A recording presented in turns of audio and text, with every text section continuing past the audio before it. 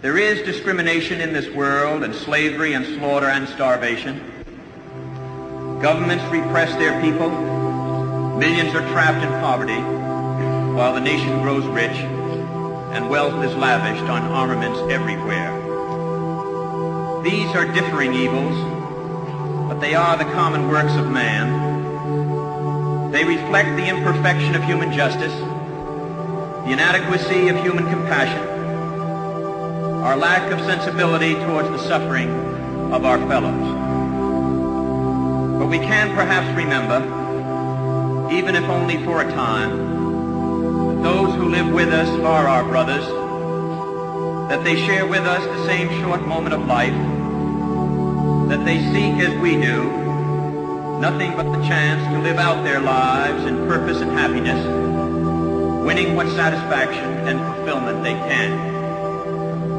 Surely this bond of common faith, this bond of common goal, can begin to teach us something.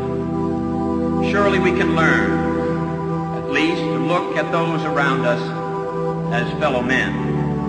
And surely we can begin to work a little harder to bind up the wounds among us and to become in our own hearts brothers and countrymen once again. The answer is to rely on you. Not a time of life, but a state of mind, a temper of the will, a quality of imagination, a predominance of courage over timidity, of the appetite for adventure over the love of ease. The cruelties and obstacles of this swiftly changing planet will not yield to the obsolete dogmas and outworn slogans. They cannot be moved by those who cling to a present that is already dying, who prefer the illusion of security to the excitement and danger that come with even the most peaceful progress. It is a revolutionary world we live in, and this generation at home and around the world has had thrust upon it a greater burden of responsibility than any generation that has ever lived. Some believe there is nothing one man or one woman can do against the enormous array of the world's ills. Yet many of the world's great movements of thought and action have flowed from the work of a single man. A young monk began the Protestant Reformation. A young general extended an empire from Macedonia to the borders of the earth. A young woman reclaimed the territory of France. And it was a young Italian explorer who discovered the New World. And the 32-year-old Thomas Jefferson who reclaimed that all men are created equal. These men move the world, and so can we all. Few will have the greatness to bend history itself, but each of us can work to change a small portion of events. And in the total of all those acts will be written the history of this generation. Each time a man stands up for an ideal, or acts to improve the lot of others, or strikes out against injustice, he sends forth a tiny ripple of hope. And crossing each other from a million different centers of energy and daring, those ripples build a current that can sweep down the mightiest walls of oppression and resistance. Few are willing to brave the disapproval of their fellows, the censure of their colleagues, the wrath of their society.